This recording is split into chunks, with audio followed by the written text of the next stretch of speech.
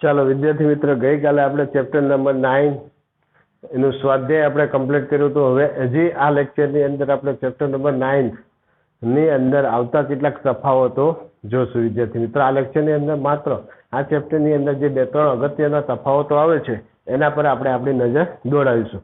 પહેલું આપણે વેગ અને વેગમાન વિશેનો તફાવત જોશું. વિદ્યાર્થી મિત્ર, વેગ અને વેગમાન તફાવત લખો. વેગ અને વેગમાન, બરાબર. તો આપણે એક સાઈડ વેગ રાખીશું અને બીજી સાઈડ આપણે શું રાખીએ? વેગમાન. એક સાઈડ વેગ અને બીજી સાઈડ શું? વેગમાન. બરાબર છે. તો ચાલો આપણે ચેપ્ટર શીખી ગયા વિદ્યાર્થી મિત્રો. થિયરી યાદ કરો એવું લાગે તમારી પાસે ટેક્સ્ટ બુક છે. વેગ અને વેગમાન, પેજ ફેરવો અને બંનેને જોતા જાઓ. વેગ કોને કહેવાય? એકમ સમયમાં પદાર્થે કરેલા સ્થાનાંતરને પદાર્થનો શું કહેવાય? વેગ. તો એકમ સમયમાં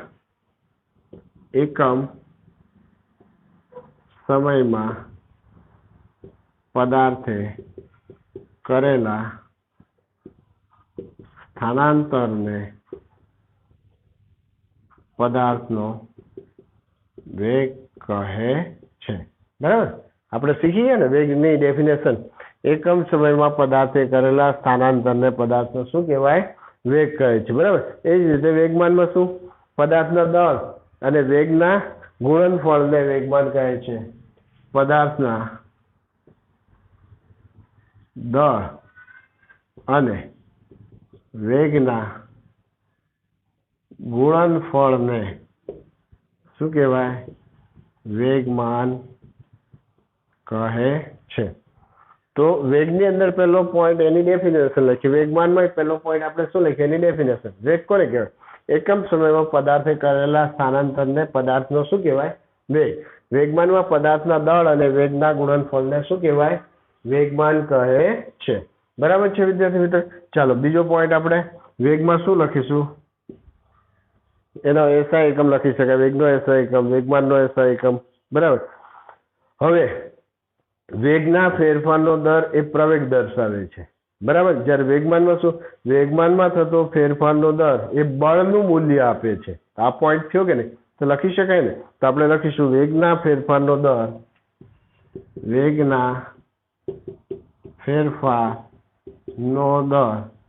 એ કોનું મૂલ્ય આપે છે? પ્રવેગનું મૂલ્ય આપે છે.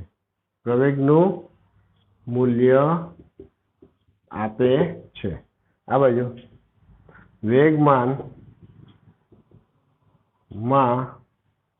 થતો ફેરફાર એ કોનું? બળનું મૂલ્ય આપે છે. બરાબર છે. શું લખ્યો સેકન્ડ પોઈન્ટ? વેગના ફેરફારનો દર એ પ્રવેગનું મૂલ્ય આપે છે.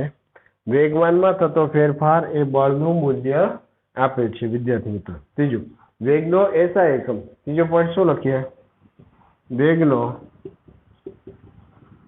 એસઆઈ એકમ મીટર પ્રતિ સેકન્ડ છે. આ બાજુ વેગમાન નો એસઆઈ એકમ કિલોગ્રામ ઇન્ટુ મીટર પ્રતિ સેકન્ડ છે. ખ્યાલ આવે છે? તો વિદ્યાર્થી મિત્રો ફરી પાછું એકવાર વેગ અને વેગમાનનો તફાવત. તો વેગ પેલો એકમ સમયમાં પદાર્થે કરેલા સ્થાનાંતરને પદાર્થનો શું કહેવાય? વેગ. વેગમાનમાં પદાર્થના દળ અને વેગના ગુણનફળને શું કહેવાય? વેગમાન. વેગના ફેરફારનો દર એ પ્રવેગનું મૂલ્ય આપે છે. અહીં વેગમાનમાં થતો ફેરફાર એ બળનું મૂલ્ય આપે છે. વેગનો એસઆઈ એકમ મીટર પ્રતિ સેકન્ડ છે. વેગમાનનો એસઆઈ એકમ કિલોગ્રામ ઇન્ટુ મીટર પ્રતિ સેકન્ડ છે. બરાબર છે વિદ્યાર્થી મિત્રો. ચાલો એક તફાવત થયો. પછી બીજો તફાવત આપણે બળ અને વેગમાનનો લઈએ. કયો લઈએ? બળ અને વેગમાનનો. વિદ્યાર્થી મિત્રો, હું આ સાફ કરી નાખું છું. બરાબર.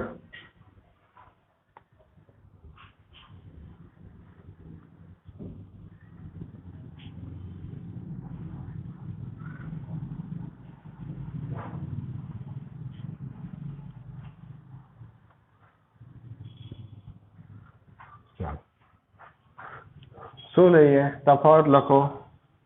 બળ અને વેગમાન. તો એક બાજુ શું આવશે? બળ, અને બીજી બાજુ શું આવશે? વેગમાન. બરાબર છે.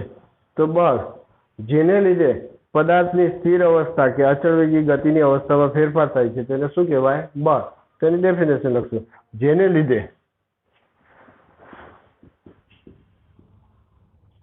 લીધે પદાર્થની સ્થિર અવસ્થા અથવા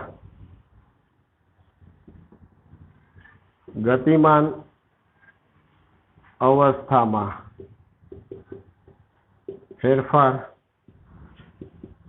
થાય છે તેને શું કહેવાય? બળ કહે છે. બરાબર. બળ લગાડીએ તો સ્થિર સ્થિતિમાં રહેલો ગતિમાં આવે, ગતિમાન પદાર્થ છે એની ગતિમાં વધારો થાય અથવા તો ઘટાડો થાય અથવા સ્થિર થાય. બરાબર. એટલે મેં પહેલો પોઈન્ટ શું લખ્યું? બળમાં જેને લીધે પદાર્થની સ્થિર અવસ્થા કે અચળ વેગી ગતિની અવસ્થામાં શું થાય છે? ફેરફાર. બરાબર. વેગમાનમાં ગતિમાન પદાર્થના દળ અને વેગને સાંકળતી ભૌતિક રાશિને શું કહેવાય? વેગમાન. આપણે જે પેલી ડેફિનેશન લખી હતી, પદાર્થના દળ અને વેગના ગુણનફળને શું કહેવાય? વેગમાન કહે છે. બળમાં બીજો પોઈન્ટ આપણે એનો એસઆઈ એકમ લખીએ. બળનો એસઆઈ એકમ ન્યૂટન અથવા કિલોગ્રામ ઇન્ટુ મીટર પ્રતિ સેકન્ડ સ્ક્વેર. જ્યારે વેગમાનનો એસઆઈ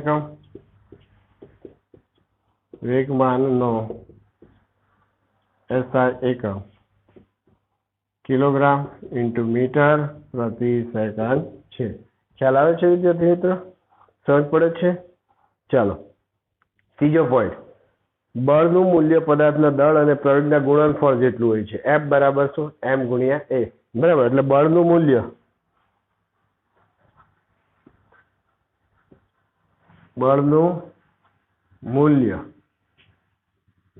પદાર્થના દળ અને પ્રવેગના ગુણનફળ જેટલું હોય છે. બરાબર છે. તો આ બાજુ ત્રીજો પોઈન્ટ આપણે શું લખી શકીએ? વેગમાન દળ ગુણ્યા વેગ. એટલે વેગમાનના મૂલ્ય દળ અને વેગના ગુણનફળ જેટલું હોય છે. વેગમાનનું મૂલ્ય પદાર્થના દળ અને વેગના ગુણનફળ જેટલું હોય છે. બરાબર છે. 2 થી 3 પોઈન્ટ તફાવતમાં ઇનફ છે, પૂરતા છે. બરાબર. તો પહેલો પોઈન્ટ બળમાં શું લખ્યો?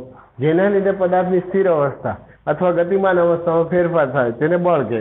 વેગમાનમાં શું લખ્યું? પદાર્થના દળ અને વેગના ગુણનફળને શું કહેવાય? વેગમાન. અહીંયા બળમાં શું લખ્યું? બળનો એસઆઈ એકમ ન્યૂટન અથવા કિલોગ્રામ ઇન્ટુ મીટર પ્રતિ સેકન્ડ સ્ક્વેર છે. વેગમાનનો એસઆઈ એકમ કિલોગ્રામ ઇન્ટુ મીટર પ્રતિ સેકન્ડ છે. બળનું મૂલ્ય પદાર્થના દળ અને પ્રવેગના ગુણનફળ પર આધાર રાખે. વેગમાનનું મૂલ્ય પદાર્થના દળ અને વેગના ગુણનફળ જેટલું હોય છે એના પર આધાર રાખે છે. બરાબર. તો આપણે 2 તફાવત જોઈએ, વેગ અને વેગમાન, બીજું બળ અને વેગમાન. વિદ્યાર્થી મિત્રો, ત્રીજો તફાવત આપણે જોઈએ, ન્યૂટન ગતિનો પહેલો નિયમ અને ન્યૂટન ગતિનો બીજો નિયમ. બરાબર છે. ચાલો,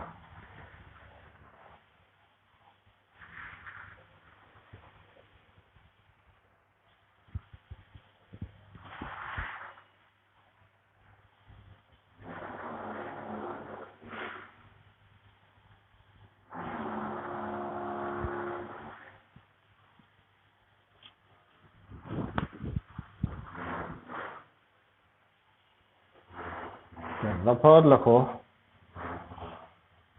ન્યૂટન ગતિનો પહેલો નિયમ અને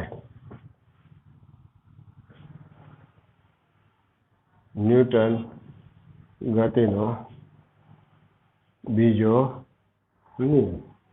તો એક બાજુ આપણે ન્યૂટન ગતિનો પ્રથમ નિયમ. બીજી બાજુ આપણે ન્યૂટન ગતિનો બીજો નિયમ. બરાબર છે. એક બાજુ ન્યૂટન ગતિનો પહેલો નિયમ ને બીજી બાજુ ન્યૂટન ગતિનો બીજો નિયમ. તો પહેલો નિયમ છે એ બળની વ્યાખ્યા આપે છે વિદ્યાર્થી મિત્ર. એકચ્યુઅલી આ વસ્તુ અમુક એમસીક્યુ આમાંથી આવે એ ઉદ્દેશથી આ તફાવત લીધેલા. ન્યૂટન ગતિનો પહેલો નિયમ, ગતિનો પહેલો નિયમ શું આપે છે? મેં તમને કીધું ન્યૂટન ગતિનો પહેલો નિયમ બળની વ્યાખ્યા આપે છે. બળની વ્યાખ્યા આપે છે. 1 માર્ક્સના એમસીક્યુમાં પૂછાય જવું. બરાબર છે. ચાલો, ન્યૂટન ગતિનો બીજો નિયમ બળનું મૂલ્ય આપે. યસ, ગતિનો બીજો નિયમ બળનું શું આપે છે? મૂલ્ય આપે છે. ખ્યાલ આવે છે? પહેલો નિયમ શું? બળની વ્યાખ્યા આપે. અને ન્યૂટન ગતિનો બીજો નિયમ શું આપે? બળનું મૂલ્ય આપે. ન્યૂટન ગતિનો પહેલો નિયમ શું સમજાવે? જડત્વ સમજાય છે. અને ગતિનો બીજો નિયમ શું સમજાય? વેગમાનમાં થતા ફેરફારનો દર અને બળ વચ્ચે સંબંધ આપે છે. બરાબર, તે પોઈન્ટ લખી શકાય. ન્યૂટન ગતિનો પ્રથમ નિયમ જડત્વ સમજાવે છે. ન્યૂટન ગતિનો પહેલો નિયમ શું? ગતિનો પ્રથમ નિયમ આપણને શું? જડત્વ સમજાવે છે.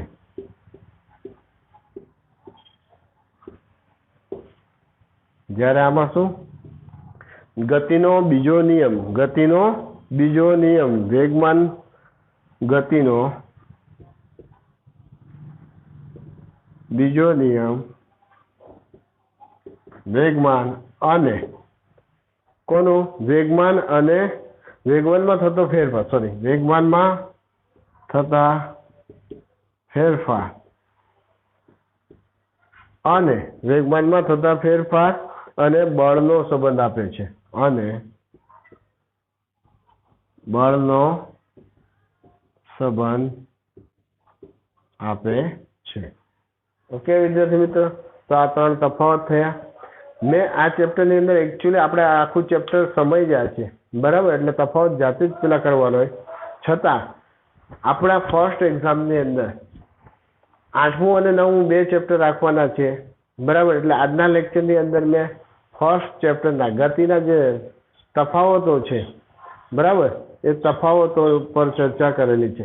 વિદ્યાર્થી મિત્રો સમજો, તમારી જે ફર્સ્ટ ટર્મિનલ એક્ઝામ આવે છે એ ફર્સ્ટ ટર્મિનલ એક્ઝામની અંદર આ ચેપ્ટરમાંથી તમે જો તો ન્યૂટન ગતિનો પ્રથમ નિયમ, ન્યૂટન ગતિનો બીજો નિયમ લખો અને F બરાબર ma સૂત્ર તારવો. મોસ્ટ આઈએમપી હું પાઠ ચલાવતો હતો એ દરમિયાન પણ મેં તમને વાત કરેલી હતી. ત્યારબાદ ન્યૂટન ગતિનો ત્રીજો નિયમ લખો અને વ્યવહારિક ઉદાહરણ દ્વારા સમજાવો. તો કોઈ પણ 3 ઉદાહરણ લખીને સમજાવવાનું. ખ્યાલ આવે છે? તો આ 3 નિયમમાંથી એક નિયમ પરીક્ષામાં પૂછાય. એમાં જો મોટો ક્વેશ્ચન હોય તો ન્યૂટન ગતિનો બીજો નિયમ લખો અને F બરાબર ma સૂત્ર તારવો. અથવા ન્યૂટન ગતિનો ત્રીજો નિયમ લખો અને વ્યવહારિક ઉદાહરણ આપી સમજાવો.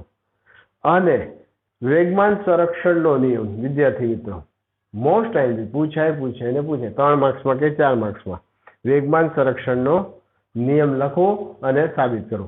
આ ઉપરાંત આ પાઠની અંદર જડત્વને આધારે કારણો ઘણા બધા આવે છે જે આપણે આગળ પાઠમાં શીખી ગયા. ગતિમાન બસમાંથી એકાએક ઉતરતા પડી જવાય. પછી બસની ઉપર પેલો સામાન છે દોરડા વડે બાંધવામાં આવે છે. પછી પેલી લાકડી વડે આપણે ઝાટકીએ પેલું કયો શબ્દ હતો? કાર્પેટ. બરાબર, લાકડી વડે સ્વાધ્યાયમાં જે લગભગ આઈ થિંક કારણ આવી ગયું.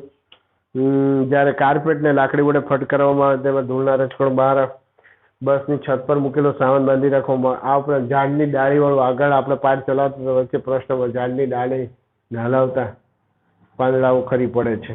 બરાબર, તો આ ટાઈપના કારણો છે. લાંબો કૂદકો મારનાર કૂદતા પહેલા થોડું અંતર દોડીને આવે છે, સ્કેટિંગ પેલો ઈંટ વાળું પેલું કારણ જોયું, જોરથી ઝટકો મારે પેલા હાથને પાછળની તરફ લઈ જાય છે, બરાબર, વાહનોના ટાયરો ખડબચડા રાખવામાં આવે છે વગેરે જેવા કારણો 2 માર્ક્સમાં અગત્યના વિદ્યાર્થી મિત્રો, બરાબર. શોર્ટ ક્વેશ્ચન તમારે તમારી ટેક્સ્ટ બુકમાં આખો પાઠ વ્યવસ્થિત વાંચો. આ ઉપરાંત તમારી પાસે જે પણ રેફરન્સ બુક હોય એની અંદર શોર્ટ ક્વેશ્ચન MCQ તરીકે હોય, ખાલી જગ્યા તરીકે હોય કે વધારાના કોઈ પણ પ્રશ્નો હોય, બરાબર, એ બધા પ્રશ્નો તમે વાંચો એટલે 1 માર્ક્સનો પ્રશ્ન ક્લિયર થાય. તો વિદ્યાર્થી મિત્રો આપણે આ 2 પાઠ છે, બરાબર. હવે આજના લેક્ચરમાં આપણે આગળ નથી જતા, અહીંયા અટકીએ છીએ. આ બંને પાઠ બહુ સારી રીતે તમારે ક્લિયર કરવાના છે અને આ બંને પાઠ તમારી નોટબુકની અંદર લખાઈ પણ ગયેલા હોવા જોઈએ. ટૂંક સમયમાં નોટ ચેકિંગ માટે તમારો નંબર પણ આવશે, બરાબર. ત્યારે આ બંને પાઠ કમ્પ્લીટ હોવા જોઈએ. ખ્યાલ આવે છે? સમજ પડે છે? ઓકે. તો વિદ્યાર્થી મિત્રો આજના લેક્ચરમાં આપણે આટલું જ રાખીએ, અહીંયા અટકીએ, બરાબર છે? ઓકે, ચાલો મળીશું. બાય. વાંચતા રહેજો, બરાબર. ઓકે, ચાલો બાય.